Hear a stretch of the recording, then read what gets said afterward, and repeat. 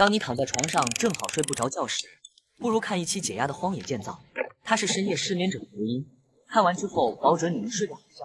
赶紧用你的左手拿好手机，一起来欣赏这个解压的过程吧。男人的名字叫阿克，由于今年他的城镇太热，于是他爬上了阿尔山，准备在这里找一处地方建造一个避暑小屋。当他一直向前走的时候，眼前出现了一根被截断的原木，旁边还散落着很多碎石板，在这里建造，材料都可以省了。阿克用祖传铁铲开始清理地面，只需要用20秒的时间，这里就会被清理干净。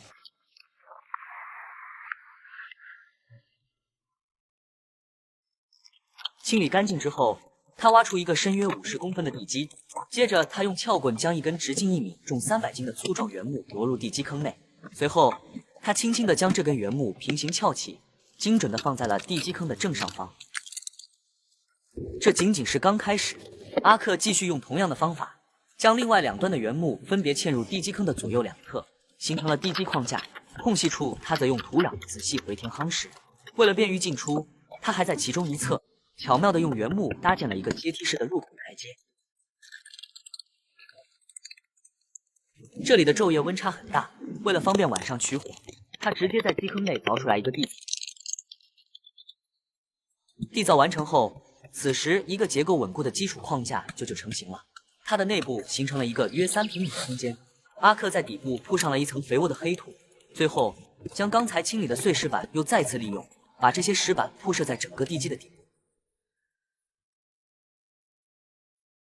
此时的他找来了一根直径1米的空心原木，阿克计划将其1分为2，用作2侧围墙的加高部分，因为2侧的围墙高度稍显不足，影响了屋顶的搭建。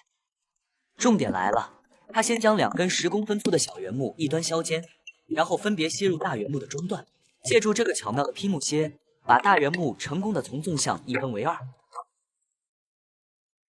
阿克将剖开的2片原木分别安置在庇护所框架较低的2侧，至此主体结构基本成型，可以着手搭建屋顶了。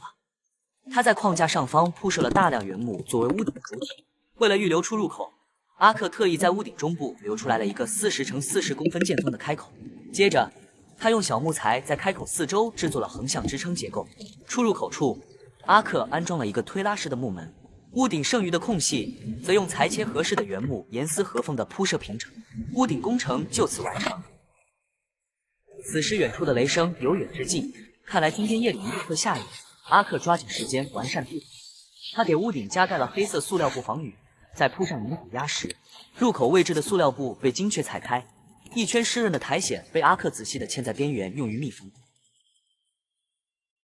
他用剩下的原木做了一个梯子。此时夜幕即将降临，烟囱也安装完毕了。阿克拿出了背包，也要退回到小屋的内部了。